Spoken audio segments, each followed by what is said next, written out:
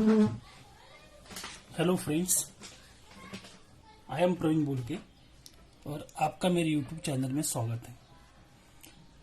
आज हमारा जो टॉपिक है वो है कन्वर्शन और expansion of sine raise to the power n theta, sine raise to the power m theta, cos raise to the power n theta, cos raise to the power m theta in a series of sine और cosines multiple of theta.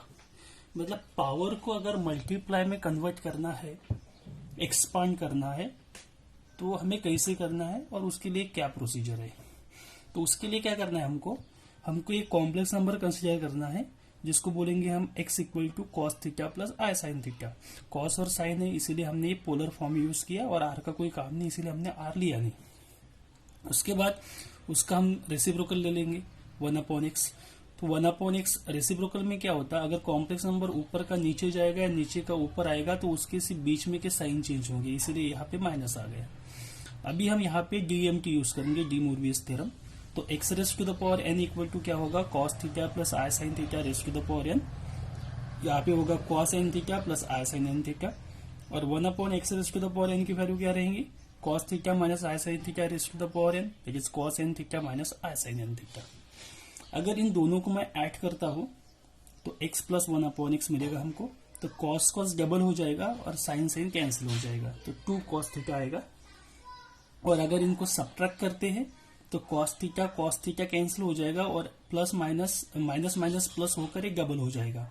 Similarly अगर इन दोनों को add करते हैं तो cos N theta double हो जाएगा, और अगर सब्ट्रैक्ट करते हैं तो आई साइन एन थीटा डबल हो जाएगा।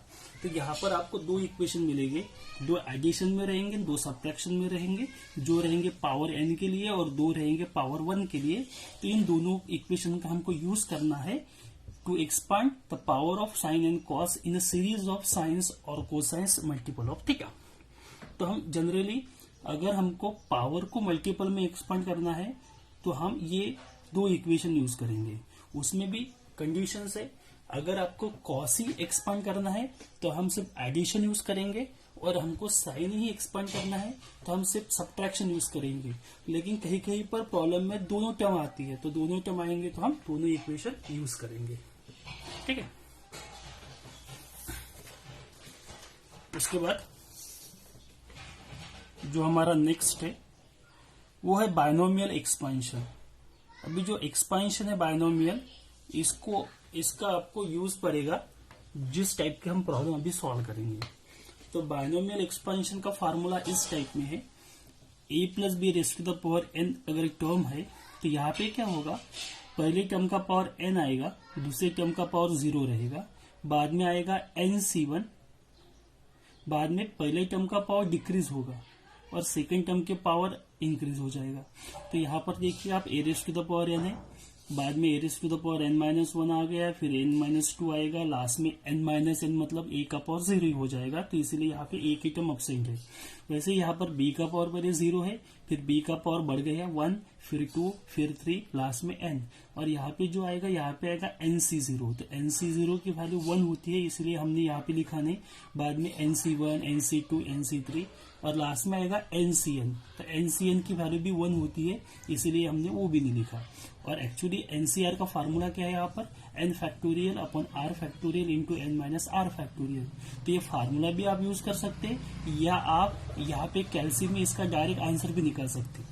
तो अगर सपोज हमको आंसर निकालना है तो मुझे अगर 5c2 एक टर्म निकालना है, जिस 5c2 का आंसर, तो 5c2 में क्या होगा, n इक्वल टू 5 होगा और r इक्वल टू 2 आएगा। तो यहाँ पे होगा 5 फैक्टोरियल अपॉन 2 फैक्टोरियल, और ये आएगा 5 माइनस 2 फैक्टोरियल। तो ये हो गया 5 factorial upon 2 factorial into 3 factorial. तो 5 factorial can be written as 5 into 4 into 3 factorial. यहाँ पर 2 फैक्टोरियल मतलब 2 इंटू 1, और ये 3 फैक्टोरियल तो ऑलरेडी है, ये कैंसिल हो गया, तो 2 इंटू 2 4, तो इसका आंसर आएगा 10। सिमिलरली अगर हम 5c3 निकालते हैं तो यहाँ पर आएगा 5 फैक्टोरियल, r है 3, और यहाँ पर 5 माइनस 3 मतलब 2 फैक्टोरियल। तो ये और ये दोनों सेम ही है, तो इसका आंसर भी क्या आएगा 10। तो इसी फार्मूले से यूज करके हम कोई भी फैक्टोरियल का आंसर निकाल सकते हैं। ठीक है। तो based upon this equation we consider the one problem where we expand the power of sine or power of cos in the multiple of sine or in the multiple of cos. So let's start with the first example. हमारा जो example है वो इस type का है. Expand cos raised to the power 8 theta in a series of cosines multiple of theta. तो देखो यहां पर cos है तो कोसाइंस मल्टीपल ही आएगा, साइन है तो साइन मल्टीपल ही आएगा, और अगर मिक्स है तो उसमें साइन भी आ सकता है, कोसाइन भी आ सकता है, या दोनों आएंगे. वो प्रॉब्लम पे डिपेंड करेगा कि उसका आंसर क्या आएगा. तो सबसे पहले हमको क्या करना है, कॉस करना है. अभी पावर को हमको मल्टीपल में कन्वर्ट करना है, तो हमको प्रोसीजर में यूज करना है एक एक्स की वैल्यू और एक 1/x की वैल्यू. तो x की वैल्यू यूज करनी है, 1/x की वैल्यू यूज करना है. एडिशन करेंगे तो cos मिलेगा, सब्ट्रैक्शन करेंगे तो साइन मिलेगा. तो अभी यहाँ पे हमको साइन का कुछ काम नहीं है, तो हमको क्या करना है, सिर्फ एडिशन ही करनी है. तो हम क्या करेंगे, let we consider x equal to लेंगे हम cos theta plus i sine theta. ये हमारी x की वैल्यू हो गई. एंड 1/x क्या रहेगा, cos theta minus i sine theta. ठीक. बाद में इसका हम इसको क्या करेंगे, हम पावर लेंगे. तो x raise to the power n equal to क्या रहेगा, cos theta plus i sine theta का पावर n आएगा, और डीएमटी से इसका आंसर क्या रहेगा, cos n theta plus i sine n theta. Similarly 1/x raise to the power n की वैल्यू क्या रहेंगी, cos theta minus i sine theta, और इसका भी पावर कितना आएगा, n. तो इसका भी आंसर क्या रहेगा, cos n theta minus i sine n theta. ये दोनों कहाँ से यूज किए हमने, बाय यूजिंग डीएमटी. ठीक है. अभी हमको क्या करना है, अभी यहाँ पे हमको सिर्फ cos चाहिए. तो cos कब आएगा, साइन कब कैंसिल होगा, जब हम इसको ऐड करेंगे. तो हमको एडिशन ही करना है सिर्फ. So therefore x plus 1/x equal to x की वैल्यू है हमारे पास cos theta plus i sine theta, और इसकी वैल्यू है cos theta minus i sine theta. तो cos cos हो जाएगा डबल. अभी इसको सब्ट्रैक्शन नहीं करनी है हमको, क्योंकि हमको साइन का कुछ काम ही नहीं है. सब्ट्रैक्शन करेंगे तो आपको साइन मिलेगा, तो साइन का काम नहीं है, तो हम सब्ट्रैक्शन नहीं करेंगे. और पावर में करेंगे एक बार. तो x raise to the power n plus 1/x raise to the power n equal to cos n theta plus i sine theta n theta plus cos n theta minus i sine n theta, और यहां पर मिलेगा आपको 2 cos n theta. ठीक है. तो हमारे पास दो इक्वेशन है, इसको बोलेंगे हम इक्वेशन नंबर 1 और इक्वेशन नंबर 2. तो इस इक्वेशन का हमको यूज करना है टू सॉल्व द प्रॉब्लम्स. सो अभी हम कंसीडर करेंगे. अभी आपको किसका आंसर निकालना है, cos का पावर 8. अभी देखो इक्वेशन 1 का यूज करेंगे हम, तो cos तो अकेला नहीं आएगा, cos के साथ 2 भी आएगा. तो हमको कंसीडर करना है 2 cos थीटा, इसका पावर. अभी cos का पावर कितना चाहिए, 8. तो इसका पावर भी क्या लेंगे हम, 8 ही लेंगे. सिमिलरली 2 cos थीटा की वैल्यू कितनी है, x प्लस 1/x. तो यहाँ पे वैल्यू आएंगे x प्लस 1/x, और इसका पावर भी क्या रहेगा, 8. ठीक है. इसका पावर भी क्या रहेगा हमारा 8. अभी आप इसको ऑब्जर्व करेंगे तो ये हो गया a, ये हो गया b, और ये हो गया n. तो यहाँ पे हम बायनोमियल एक्सपेंशन यूज कर सकते हैं. तो बायनोमियल एक्सपेंशन हमने अभी देखा था. क्या था बायनोमियल एक्सपेंशन, कि a plus b raise to the power n है.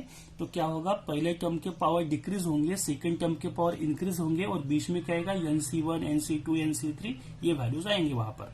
तो ये बायनोमियल एक्सपेंशन हम यहाँ पे यूज करेंगे. तो यहाँ पे इसका आंसर मिलेगा आपको विच इज इक्वल टू, अभी पहले टर्म का पावर जो है वही रहेगा, बाद में आएगा यहाँ पर 8c1. अभी पहले टर्म का पावर डिक्रीज होगा तो क्या रहेगा, वो c1. दूसरी टर्म आएगी यहाँ पर, तो यहाँ पर आएगा 1/x प्लस अभी 8c2 आएगा. अभी 7 का एक कम तो 6, और यहाँ पे एक इंक्रीज होगा, तो यहाँ पर आएगा इसका स्क्वायर. बराबर. बाद में प्लस 8c3, 6 का एक कम मतलब 5, और यहाँ पर आएगा 1/x का क्यूब प्लस 8c4, x का पावर 4 रहेगा, तो 1/x का पावर भी कितना रहेगा, 4 रहेगा. बाद में आएगा 8c5, x का क्यूब रहेगा तो 1/x का क्या रहेगा 5 रहेगा, और 8c6 x स्क्वायर रहेगा तो 1/x का पावर कितना रहेगा 6 रहेगा। 8c7 यहाँ पर x रहेगा तो यहाँ पर रहेगा 1/x का पावर 7 रहेगा, ठीक है। और यहाँ पर एक टर्म और आएंगी प्लस 8c8, ये 1 ही होता है, 1/x raise to the power 8 आएगा। तो ये टर्म हमको मिलेंगे। अभी इसको चेक कैसे करना है कि ये बराबर है या रॉन्ग है। तो आपको एक पहली टर्म x देखो और x के पावर देखो डिक्रीज हो रही है क्या। तो x का पावर 8 है, 7 है, 6 है, 5 है, 4 है, 3 है, 2 है, 1 है और x का पावर ही नहीं है, तो ये जम गया यहाँ पे काम। बाद में 8c1, यहाँ पे 8c0 आएगा तो 8c1, 8c2, 8c3, 8c4, 8c5, 8c6, 8c7, 8c8 1 ही होता है। अभी सेकंड टर्म के पावर इंक्रीज होंगे तो यहाँ पे सेकंड टर्म नहीं है, सेकंड टर्म का पावर 1 है, 2 है, 3 है, 4 है, 5 है, 6 है, 7 है और यहाँ पे 8 है। अभी कैलकुलेशन करके बैलेंस है क्या वो भी देख लेना। तो यहाँ पर 8 है, 7 और 1 8 हो गया, 6 और 2 8 हो गया, 5 3 8, 4 4 8, 3 5 8, 2 6 8, 1 7 8 और 8, मतलब ये हमारा बराबर है। तो अगर ये बराबर है तो इसके आगे हम इसको सॉल्व कर सकते हैं। तो इसके आगे क्या करना है, तो इसके आगे तो पहले हमको 8c1, 8c2, 8c3, 8c4, 8c5, 8c6, 8c7 इसके वैल्यूज निकालना है। तो 8c1 की वैल्यू क्या रहेंगी, आप कैसे पे निकाल सकते हैं, तो वैल्यू मैं निकाल लेता हूं पहले।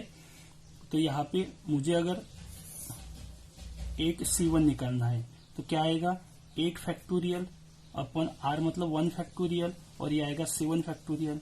तो इसको मैं लिख सकता हूँ 8 इंटू 7 फैक्टोरियल अपॉन 7 फैक्टोरियल, ये कैंसर मतलब 8c1 8 आ गया। 8c2 अगर निकालना है तो क्या होगा 8 फैक्टोरियल, नीचे आएगा 2 फैक्टोरियल और 8 माइनस 2 ये 6 फैक्टोरियल बन जाएगा। तो ये यहाँ पे 8 फैक्टोरियल मतलब 8 इंटू 7 इंटू 6 फैक्टोरियल, ये 2 इंटू 6 फैक्टोरियल, ये कैंसल, ये 4, तो ये बन गया 28, ठीक है। सिमिलरली आप 8c3 निकाल सकते हैं, 8c4, 8c5, 8c6, 8c7 so on. अब बाकी के वैल्यू भी यहाँ से निकाल सकते हैं, ठीक है। अभी हम यहाँ पे इसका यूज करके लिखेंगे क्या होता है यहाँ पर, तो ठीक है। तो फिर क्या करना है हमको, विच इज इक्वल टू आएगा, इसको सॉल्व करेंगे हम। तो ये मिलेगा आपको x raise to the power 8 plus 8c1 की वैल्यू आपने अभी देखा है, 8c1 की वैल्यू कितनी होती है, 8c1 होता है 8, 8c2 होता है 28। तो 8c1 की वैल्यू लिखेंगे हम 8। अभी यहाँ पर 7 है, यहाँ पर 1 है नीचे, तो एक कैंसिल हो जाएगा, तो यहाँ पर बचेगा x raise to the power 6 plus 8c2 कितना होता 28। आप डायरेक्ट कैंसिल भी निकाल सकते हैं, 28 6 है और नीचे स्क्वायर है तो यहाँ पर क्या बन जाएगा, यहाँ पे 4 बन जाएगा। बाद में 8c3 जो वैल्यू है वो होती है 56, तो यहाँ पर आएगा 56। 5 और 3 कैंसिल हो जाएगा तो यहाँ पर क्या बचेगा, स्क्वायर बचेगा। 8c4 होता है 70, निकालेंगे आप तो 70 मिलेगा आपको। यहाँ पे 4 कैंसिल हो गया तो 70 बचेगा। अभी 8c5 अगेन 56 आएगा, तो यहाँ पर 3 है, यहाँ पर 2 है, तो नीचे क्या बचेगा, स्क्वायर बचेगा, x स्क्वायर। अभी एक बात आप ध्यान में रखो कि अगर कहीं पर आपको वैल्यू रिपीट मिल गई है, इसका मीनिंग क्या है, इसके बाद जो वैल्यूज है वो रिवर्स हो जाएगी। मतलब 56 मिल गया आपको तो इसके बाद क्या आएगा 21, इसके बाद कितना आएगा 8, इसके बाद कितना है 1, तो लास्ट में 1 तो है। तो 56 के बाद पहले कितना आया था 28, तो यहाँ पर 28 आएगा। अभी यहाँ पे स्क्वायर है और यहाँ पर नीचे 6 है, तो 2 कैंसिल होकर नीचे क्या बचेगा, x raise to the power 4 बचेगा प्लस। अभी 28 के पहले क्या था 8 था, तो यहाँ पर 8 आएगा। अभी यहाँ पर x है और यहाँ पर 7 है, तो यहाँ पर क्या बचेगा 6 बचेगा, x raise to the power 6 और लास्ट में क्या है 1/x raise to the power 8। तो ये हमको मिला इसमें से। अभी इसके बाद अगर आपको चेक करना है कि हमारा प्रॉब्लम वाकई सही में बराबर है या नहीं है, तो क्या करना है आपको जो पावर होंगे ऊपर और नीचे जो सेम पावर होंगे उसके कोएफिशिएंट आपको सेम ही चाहिए। जैसे कि यहाँ पर x raise to the power 8 है तो यहाँ पर भी x raise to the power 8 है, तो दोनों का कोएफिशिएंट कितना है 1। x raise to the power 6, x raise to the power 6 के दोनों तो 8 है। 4 और 4 28 ही है, स्क्वायर और स्क्वायर 56 ही है और 70 है जो कांस्टेंट टर्म है। इसका मीनिंग है कि हमारा जो प्रॉब्लम है वो करेक्ट है। अभी हम क्या करेंगे, ऊपर जो पॉजिटिव पावर है और जो निगेटिव पावर है, मतलब जो नीचे है, और जो सेम पावर है 8 8 6 6 4 4 2 2, इन सभी को क्या करेंगे हम कंबाइन करेंगे। तो यहाँ पे हम कंबाइन करेंगे इसको। तो पहली पावर है हमारी x raise to the power 8 और यहाँ पर आएगा 1/x raise to the power 8। ये हो गया हमारा एक ब्रैकेट। फिर 6 है तो 6 और 6 में 8 कॉमन है, तो 8 common x raise to the power 6 plus 1/x raise to the power 6। बाद में 28 है, 28 x raise to the power 4 plus 1/x raise to the power 4। बाद में 56 है, 56 x square plus 1/x square, और बाद में बचे एक कांस्टेंट जो है 70। कितने टर्म्स हो गए देख लो, 2 2 4 2 6 2 8 और 9 टर्म है हमारे पास, 1 2 3 4 5 6 7 8 9, मतलब सभी टर्म हमने लिख लिए।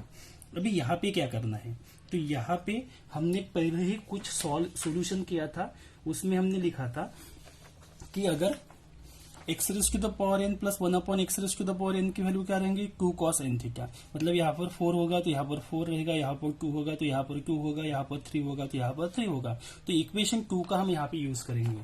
सो इक्वेशन 2 का यूज करके इसकी वैल्यू क्या रहेंगी 2 cos 8 थीटा। इसकी वैल्यू क्या रहेंगी 2 cos 6 थीटा। इसकी वैल्यू रहेंगी 28 as it is 2 cos 4 theta. इसकी वैल्यू रहेंगी 56 as it is 2 cos 2 theta, और ये 70 तो एज इट इज है। ठीक है, अभी यहाँ पे इधर के साइड में अगर आप देखेंगे, हमारा जो इधर का प्रॉब्लम है, इधर है 2 cos theta raise to the power 8। तो यहाँ पर जो वैल्यूज है वो है 2 cos theta raise to the power 8।